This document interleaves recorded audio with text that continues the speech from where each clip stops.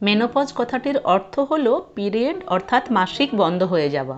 মহিলাদের ৪৫ থেকে ৫৫ বছর বয়সের মধ্যে যে কোনো সময়ে মেনোপজ হতে পারে।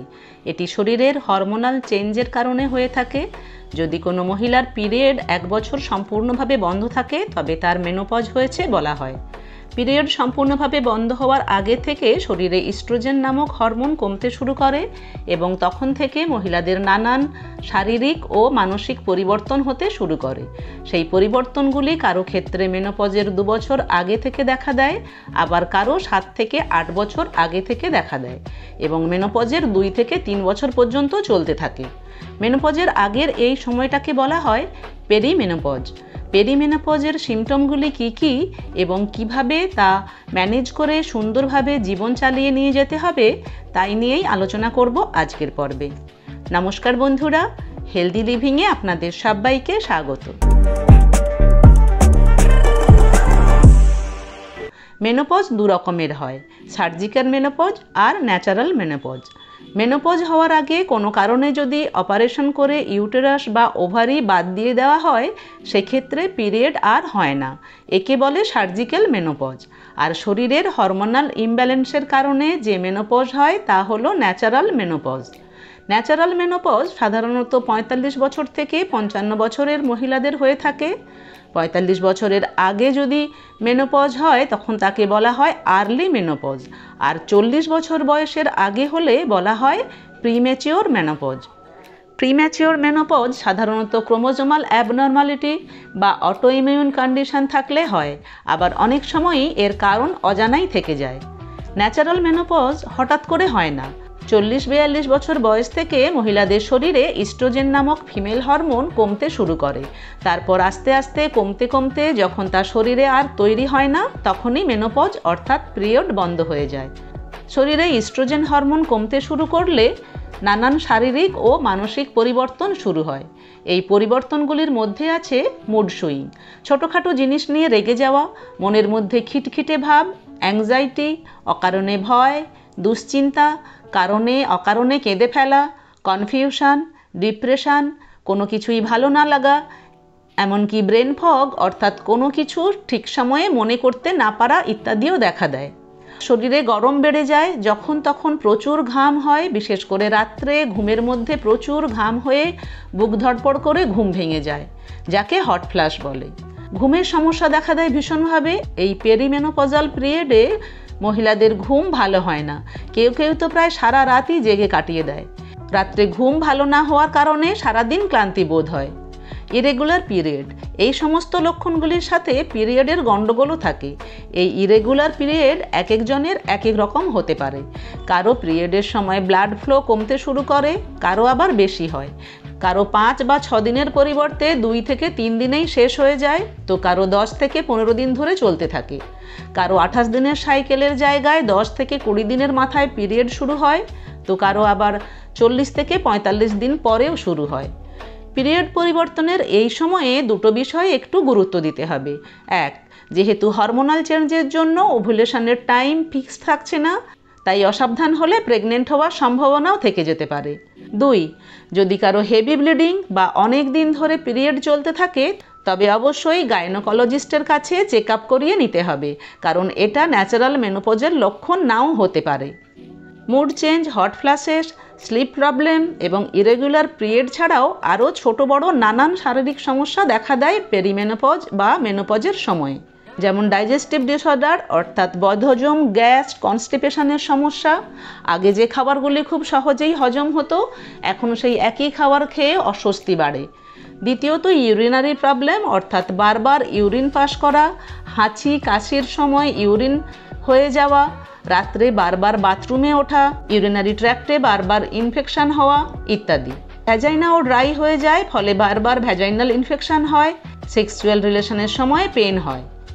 বেশি মাত্রায় চুল ঝরে যায়, স্কিন ড্রাই হয়ে যায় ও সেনসিটিভ হয়ে যায়, স্কিনে বারবার ইনফেকশন, চুলকানি এবং ছোট ছোট সাদা দাগও দেখা দেয়। ইস্ট্রোজেন কমে যাওয়ার ফলে শরীরে মেটাবলিজমের পরিবর্তন হয়, ফলে অনেকে বেশ মোটা হতে শুরু করে। আবার অনেকের মধ্যে diabetes, hypothyroidism, high blood pressure সহ অন্যান্য হার্ট রিলেটেড সমস্যাও দেখা দেয়। এই সময়ে বোনও উইক হয়ে যায়, ফলে কম বেশি প্রায় সব মহিলাদেরই হাঁটু, কোমর, ঘাড় বা অন্য কোনো জয়েন্টে ব্যথা শুরু হয়। বডির মাসেলসও উইক হতে শুরু করে, ফলে মাসেল পেন, বিশেষ করে পায়ে ব্যথা শুরু হয়। অনেকের ওভারঅল বডি স্ট্রেংথও কমে যায়। যে সমস্ত কাজ খুব অনায়াসেই করা হতো, এখন সেই সমস্ত কাজ করতে টায়ার্ড লাগে।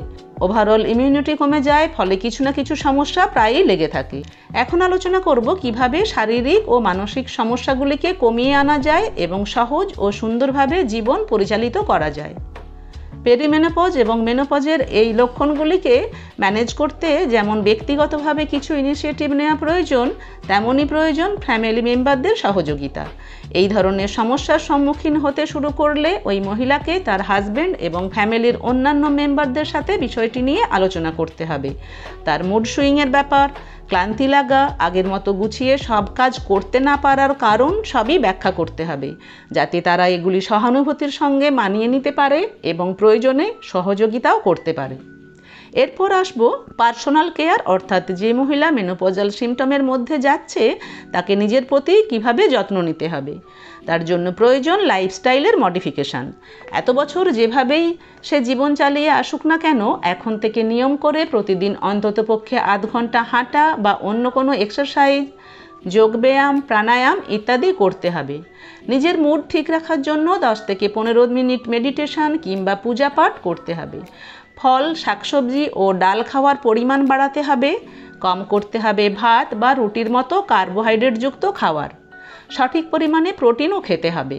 রান্নায় তেল মশলার পরিমাণ কম করতে হবে, কিন্তু খেতে হবে গুড ফ্যাট, যেমন অল্প পরিমাণে অর্গানিক A2 ঘি, অলিভ অয়েল ইত্যাদি। প্রতিদিন খেতে হবে আমন্ড, ওয়ালনাট, ক্যাজু বা নারকেলের মতো বাদাম এবং ফ্ল্যাক্স সিডস, চিয়া সিডস, তিল, সূর্যমুখীর বীজ ও কুমড়োর বীজের মতো সিডস। এতে যেমন প্রোটিন পাওয়া যাবে, তেমনই পাওয়া যাবে ক্যালসিয়াম ও ওমেগা 3 ফ্যাটি অ্যাসিড, অর্থাৎ গুড ফ্যাট। বোন হেলথ ভালো রাখতে ক্যালসিয়ামযুক্ত খাওয়ার পাশাপাশি ক্যালসিয়াম সাপ্লিমেন্ট নিলে ভালো হয়। ভালো ঘুম যাতে হয় তার জন্য নিয়ম করে নির্দিষ্ট সময়ে ঘুমোতে যাওয়ার আগে মোবাইল বা কোনো গ্যাজেট না দেখে ভালো মিউজিক বা কোনো গল্প বই পড়া এবং চা ও কফি খাওয়ার পরিমাণ কম করা। এই বয়সে মহিলাদের প্রায় সকলেরই ভিটামিন ডি কম হয়ে থাকে শরীরে, তাই প্রয়োজনে নিয়ম করে ভিটামিন ডি এর সাপ্লিমেন্টও নেওয়া যেতে পারে। তাছাড়াও ভালো কোনো একটি মাল্টিভিটামিন সাপ্লিমেন্টও নিতে পারলে ভালো। যারা বাড়িতে থাকেন তারা দিনের ক্লান্তি মেটাতে দুপুরে 20 থেকে 30 মিনিটের মতো একটু ছোট্ট ঘুম অবশ্যই দিয়ে নেবেন। তবে বেশি ঘুমাবেন না, তাতে রাত্রে ঘুমের ব্যাঘাত ঘটবে। ব্রেন ফগ অর্থাৎ ভুলে যাওয়ার প্রবণতা কম করতে ব্রেনের এক্সারসাইজ অর্থাৎ কোনো ক্রিয়েটিভ অ্যাক্টিভিটির সাথে নিজেকে যুক্ত রাখতে হবে, যেমন ছবি আঁকা, গান গাওয়া, আবৃত্তি, নাচ বা অন্য কোনো ল্যাঙ্গুয়েজ শেখা ইত্যাদি। আর শরীরের সমস্ত কাজকে সুষ্ঠুভাবে পরিচালনা করতে পান করতে হবে অন্ততপক্ষে 2 থেকে 2.5 লিটার জল। এতে শরীর হাইড্রেট থাকবে, ত্বক ভালো থাকবে, কিডনি ফাংশন ঠিক থাকবে এবং ইউরিনারি ইনফেকশনের সম্ভাবনাও কম হবে। বন্ধ করতে হবে সব ধরনের packet food, process food, junk food এবং সব ধরনের কোল্ড ড্রিঙ্কস, মিষ্টি জাতীয় খাবার। এখন মনে প্রশ্ন আসতেই পারে যে মেনোপজ তো একটা ন্যাচারাল প্রসেস, তাকে নিয়ে এত আলোচনা বা গুরুত্ব দেওয়ারই কি আছে? গুরুত্ব এই জন্যই দিতে হবে কারণ মেনোপজ মহিলাদের হেলথের ওপর অনেক প্রভাব ফেলে, যার সাথে প্রত্যক্ষভাবে যোগাযোগ থাকে একটি ফ্যামিলির এবং তার ওয়ার্কিং প্লেসের। যে সমস্ত মহিলারা আগে থেকেই হেলদি লাইফস্টাইলের মধ্যে দিয়ে দিন কাটান তাদের ক্ষেত্রে এই লক্ষণগুলি অনেক কম হলেও কিছু কিছু মহিলাদের এই সমস্যা এত তীব্র আকার ধারণ করে যে তার থেকে শুধু শারীরিক অসুস্থতা নয়, মানসিকভাবেও এতটাই অসুস্থ হয়ে পড়ে যে চাকরি বজায় রাখা তো দূরের কথা, ফ্যামিলি মেনটেন করাও দুঃসাধ্য হয়ে পড়ে। তাই পেরিমেনোপজ বা মেনোপজ এই সময়ে কারো ডিপ্রেশন বা মুড সুইং যদি সংসারের অশান্তির কারণ হয়ে দাঁড়ায় এবং নিজেরা তাকে ট্যাকেল করতে না পারেন, তবে অবশ্যই কাউন্সেলিং বা সাইকিয়াট্রিস্টের সাহায্য নিতে হবে। তাছাড়া বড় কোনো অসুস্থতা এড়িয়ে চলতে বছরে একবার মেডিকেল চেক আপ করিয়ে নিতে হবে। আজকের আলোচনা এই পর্যন্ত। আলোচনাটি ভালো লাগলে ভিডিওটিকে লাইক, শেয়ার ও কমেন্ট করে দেবেন। চ্যানেলটি সাবস্ক্রাইব করা না থাকলে চ্যানেলটিকে সাবস্ক্রাইব করে নিতে ভুলবেন না। সবাই ভালো থাকবেন, সুস্থ থাকবেন। নমস্কার।